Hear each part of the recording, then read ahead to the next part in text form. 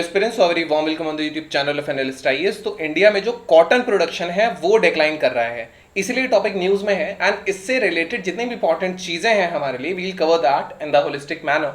So first of all हम देखेंगे India में कितना कॉटन प्रोडक्शन होता है, जीडीपी में कितना सपोर्ट है, वर्ल्ड में कौन से नंबर पर है इंडिया इसको प्रोड्यूस करने में, देन क्यों इंडिया का जो फॉलिंग कॉटन प्रोडक्शन है ये एक चिंता का विषय है। इसके अलावा कि कैसे जो पिंक बॉलवॉर्म डिजीज है ये कंट्रोल किया जा सकता है, ये कॉटन का ही स्पेसिफिक डिजीज है। Then we will be discussing our today's prelims mains questions and government के ऐसे कौन से इनिशिएटिव्स हैं जो कॉटन प्रोडक्शन को इंक्रीज करने में हेल्प करते हैं। वाई इन न्यूज, तो भारत का जो कॉटन प्रोडक्शन है बहुत सीरियस चैलेंज देखने को मिल रहा है जो पिंक बॉलवॉर्म डिजीज है उसकी वजह से। ये पेस्ट जो इसकी यील्ड को कम कर देता है, क्रॉप को डैमेज कर देता है, जो ऑलरेडी जो प्रेजेंट कन्वेंशनल मेथड्स हैं जैसे पेस्ट कंट्रोल है या पेस्टिसाइड्स का यूज है, जेनेटिकली मॉडिफाइड सीड्स का है, तो ये बहुत ज़्यादा इफेक्टिव नहीं हुआ है इस प्रॉब्लम को सॉल्व करने में। अब इसकी इंपॉर्टेंस क्या है?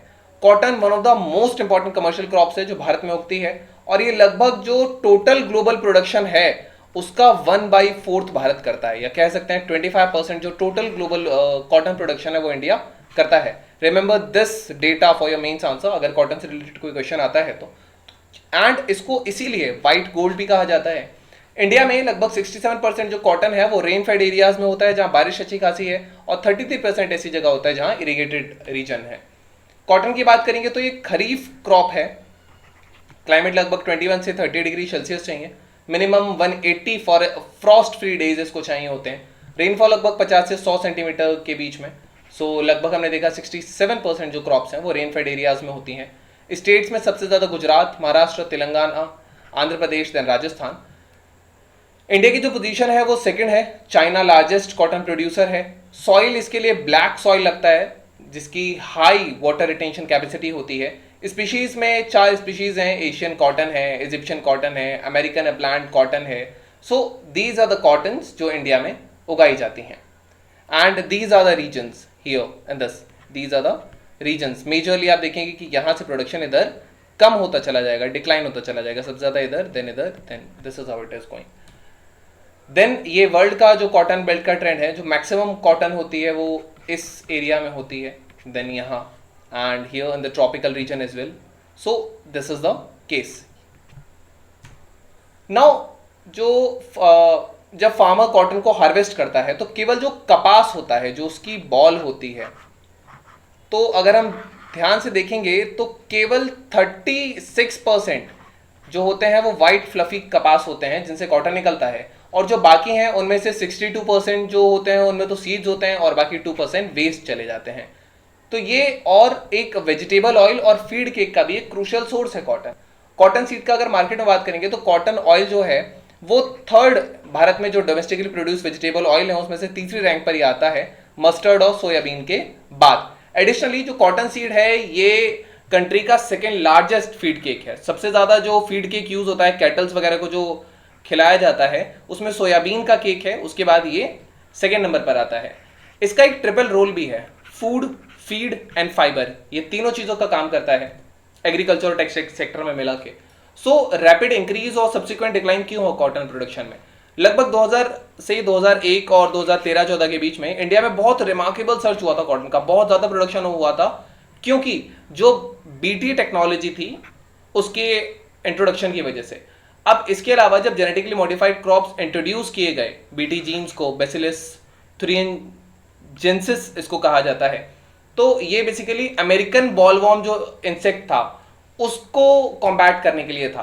अब इससे अगर हम सर्च देखेंगे तो 2000 में लगभग 278 पर हेक्टेयर होता था एंड 2013-14 में 566 केजी पर हेक्टेयर होने लगा कॉटन। तो इतना ज्यादा ही प्रोडक्शन हुआ, प्रोडक्शन इंक्रीज हुआ तो कॉटन ऑयल सीड्स और केक प्रोडक्शन में भी इंक्रीज हुआ। हाउएवर ये जो गेन है बीटी टेक्नोलॉजी से बहुत शॉर्ट लिव्ड थे, जो पेस्ट थे वो डिजीज रेजिस्टेंट होने लगे इनकी वजह से। अगेन जो प्रोडक्शन था वो आप यहाँ देख सकते हैं कि इधर ये इंक्रीज था 2013-14 में और now this is the recent data जहां ये कम होता चला जा रहा है। सो this is it, here you can see the data. Now जो प्राइमरी फैक्टर है वो जो नया पिंक बॉलवॉर्म डिजीज है इसके एमरजेंस की वजह से है। जब पिंक बॉलवॉर्म जो लार्वा है ये कॉटन बॉल्स को इन्वेड करता है, ये कॉटन प्लांट्स के उन बॉल्स को एक्चुअली अंदर से खाना शुरू कर देता है, तो जो कॉटन प्रोडक्शन है वो भी कम हो जाएगा और जो होगा वो भी बहुत लो क्वालिटी का होगा। जो अमेरिकन बॉलवॉर्म था जिसकी वजह से बीटी को इंट्रोड्यूस किया गया था, बीटी कॉटन इंट्रोड्यूस की गई थी, तो ये पॉलीफैगस है, ये कई प्लांट्स पे फीड करता था। लेकिन जो पिंक बॉलवॉर्म है ये मोनोफैगस है, ये केवल मेनली कॉटन पे फीड करता है, जो कि और इसने कॉटन पे फीड करते करते बीटी वैरायटीज पर फीड करते करते अब इसमें एक रेजिस्टेंस आ गई है बीटी प्रोटीन्स को लेकर के। तो कंटिन्यूअस कल्टीवेशन जो बीटी हाइब्रिड्स का हुआ है, तो इससे धीरे धीरे धीरे करके जो पिंक बॉलवॉर्म की पॉपुलेशन थी वो इंक्रीज हो गई और उन्होंने डिजीज रेजिस्टेंट अपना लिया। इसीलिए उन पे फिलहाल कोई दूसरा जो इंसेक्टिसाइड्स वगैरह है वो वर्क नहीं कर पा रहे इफेक्टिवली। 2014 में गुजरात में सर्च देखा गया था पिंक बॉलवॉर्म लार्वा का कॉटन फ्लावर्स में, लगभग प्लांटिंग के 60-70 डेज के बाद। आंध्र प्रदेश 2015 में, तेलंगाना, महाराष्ट्र में भी रिपोर्ट्स हुए थे।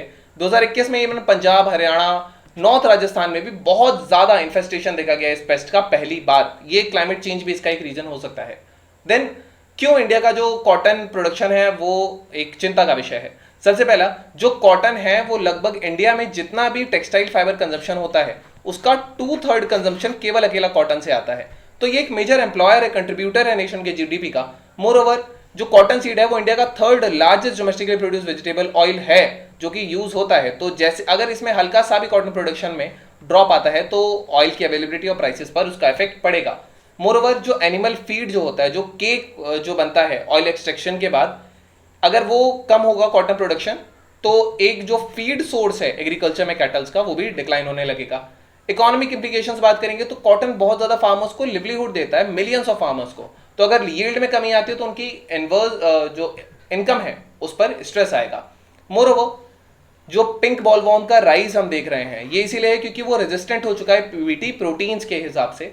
सो एक रिस्क एसोसिएटेड है कि ओवर जो हम जेनेटिकली मॉडिफाइड क्रॉप्स पर ओवर रिलायंस जो इंडिया का है ये उसी का एक नतीजा है जो आज ये भारत को देखना पड़ रहा है। देन कैसे जो पिंक बॉलवॉर्म है इसको कंट्रोल किया जा सकता है?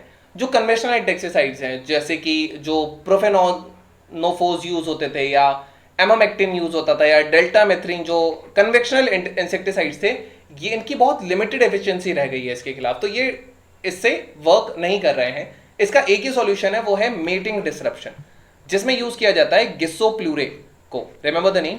ये एक फेरोमोन है जो फीमेल पिंक बॉलवॉर्म मॉथ के अंदर होता है।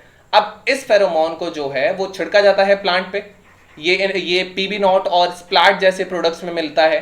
तो जब इसको हम छिड़केंगे तो जब मेल मॉथ आएगा उस कॉटन प्लांट के ऊपर तो वो कंफ्यूज हो जाता है, एंड तो जब वो कंफ्यूज हो जाएगा एंड वो उसके बाद वो जो फीमेल मॉथ है उसके साथ वो मेट नहीं कर पाता है। ये एक इसका बेनिफिट है। फील्ड एक्सपेरिमेंट्स की अगर बात करेंगे PB की नॉट टेक्नोलॉजी का यूज करके तो लगभग 90% रिडक्शन हुआ था मेटिंग में। So this is the significance of this pheromone.